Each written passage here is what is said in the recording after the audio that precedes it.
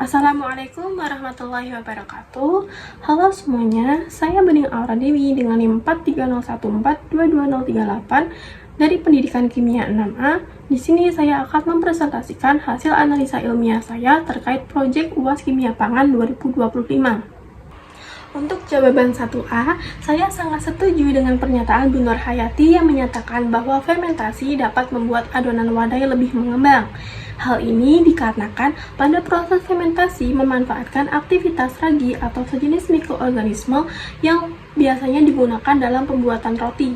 Nah, secara ilmiah, aktivitas ragi dalam pembentukan adonan yang mengandung glukosa dan juga pati yang ada dalam tepung ini akan memetabolisme karbohidrat tersebut. Nah, hasil dari metabolisme ragi ini akan menghasilkan gas karbon dioksida atau CO2 dan juga sedikit alkohol. Nah, gas karbon dioksida yang dihasilkan ini nantinya akan terperangkap ke dalam jaring-jaring protein gluten yang terdapat pada adonan tersebut. Nah, gas CO2 atau karbon dioksida yang terperangkap inilah yang akan menciptakan gelembung-gelembung yang nantinya ada di seluruh bagian adonan, yang menyebabkan nantinya adonan ini akan menjadi mengembang dan juga volumenya membesar, juga menjadi ringan dan juga berongga. Hal inilah yang dinamakan fenomena adonan mengembang. Untuk soal 1B, dalam pembuatan wadai ilat sapi, amonium bikarbonat atau NH4HCO3 dan natrium bikarbonat atau NaHCO3 atau soda kue berperan sebagai agen pengembang kimiawi yang vital, di mana kedua senyawa ini bekerja dengan melepaskan gas saat dipanaskan, memerangkapkannya dalam adonan, sehingga dapat menciptakan tekstur yang ringan dan juga berongga pada adonan tersebut. Nah, saat amonium bikarbonat ini dipanaskan, dia akan terurai sempurna menjadi amonia atau NH3, kemudian uap air atau H2O, dan juga gas karbon dioksida atau CO2. Sementara itu, natrium bikarbonat memerlukan adanya komponen asam dalam adonan serta panas untuk menghasilkan gas karbon dioksida atau CO2 dan juga uap air atau H2O dan meninggalkan residu garam natrium. Namun, penggunaan amonium bikarbonat ini membawa resiko, khususnya berupa aroma pesing, di mana bau ini berasal dari gas amonia atau NH3 yang dihasilkan selama pemanasan. Jika dosis amonium bikarbonat ini terlalu tinggi atau ventilasi saat pemanggangan ataupun pemanasan ini tidak memadai, gas amonia ini dapat terperangkap dalam wadai yang mana meninggalkan bau tak sedap yang kurang diinginkan. Berbeda dengan itu, natrium bikarbonat ini tidak menghasilkan amonia sehingga tidak menimbulkan masalah seperti bau pesing pada adonan. Selain masalah aroma, penggunaan kedua senyawa ini secara berlebihan, khususnya amonium bikarbonat, itu dapat berpotensi menyebabkan adanya bahaya kesehatan, di mana paparan gas amonia ini dalam konsentrasi yang tinggi selama proses pembuatannya bisa menyebabkan iritasi, bisa pada iritasi mata, hidung, tenggorokan, ataupun paru-paru. Nah, jika dikonsumsi dalam jumlah yang besar atau dalam porsi yang besar, residu amonia yang tertinggal ini, dia dapat menyebabkan rasa mual.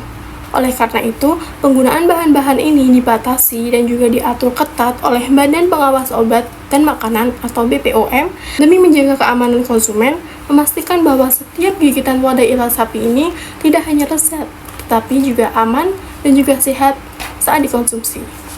Untuk jawaban 1C, berdasarkan data penelitian yang menyajikan variasi dosis bahan pengembang dan juga hasil uji penerimaan konsumen atau fisik dan organoleptik, dapat disimpulkan secara ilmiah bahwa dosis yang paling tepat untuk menghasilkan wadai ilat sapi yang disukai oleh konsumen yaitu kombinasi 2% dari natrium bikarbonat atau NaHCO3 dan juga 1,5% amonium bikarbonat atau NH4HCO3.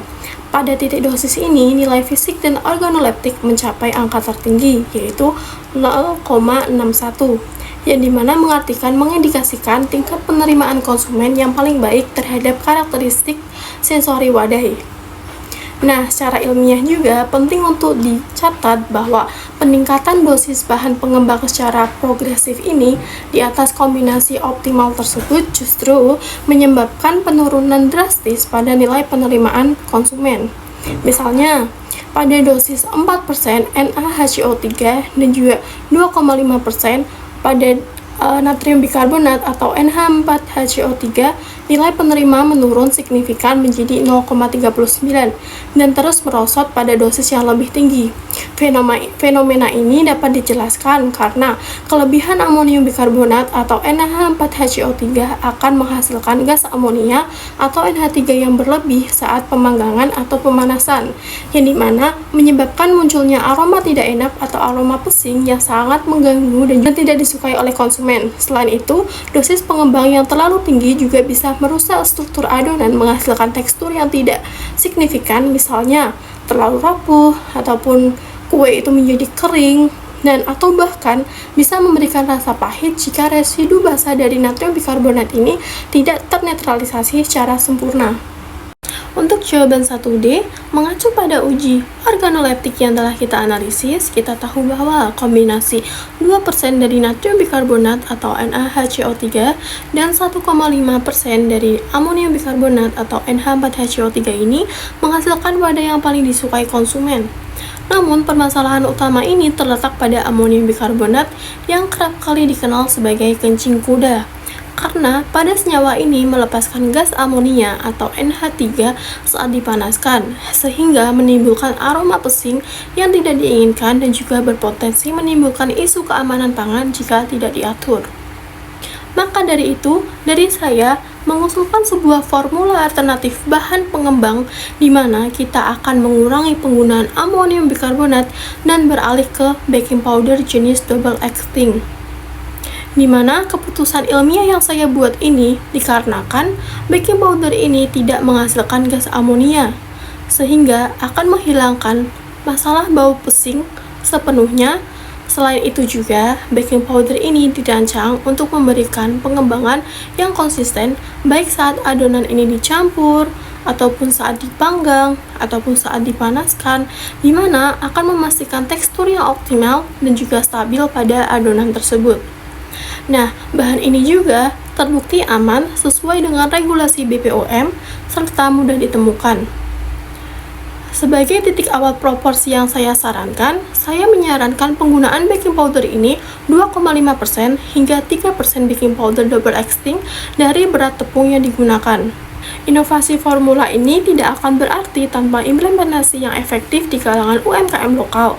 Untuk itu, saya perlu bantuan kalian semua untuk mengimplementasikan, yaitu strategis EPK atau edukatif, praktif, dan juga kolaboratif, di mana pada edukatif ini atau edukasi, kita akan mengadakan diskusi terbuka dengan para pengrajin wadah ilat sapi, mana kita akan menjelaskan secara sederhana mengapa kencing kuda atau amonium bikarbonat ini diganti menjadi baking powder. Kemudian kita juga akan kenalkan baking powder tersebut sebagai solusi yang lebih baik, di mana dia akan bebas bau, konsisten, dan juga aman dalam penggunaannya. Kemudian pada praktis, kita akan mengimplementasikan dengan penyelenggarakan lokal karya, atau kita bisa sebut dapur inovasi wadai yang bersifat hands-on. Di sini, ahli akan mendemonstrasikan proses pembuatan dengan formula baru, dan para pengrajin ini juga akan langsung praktik. Jadi mereka ini akan secara langsung membandingkan aroma, tekstur, dan juga rasa wadai yang dihasilkan ini dari formula lama atau amonium bikarbonat dan dengan formula baru dengan menggunakan baking powder, sehingga mereka akan merasakan sendiri manfaatnya.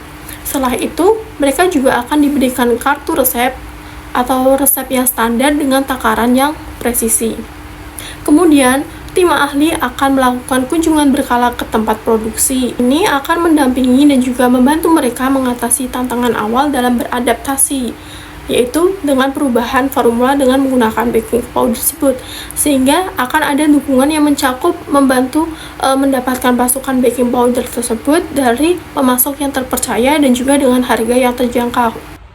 Sekian video pemaparan jawaban ilmiah saya terkait proyek UAS Kimia Pangan.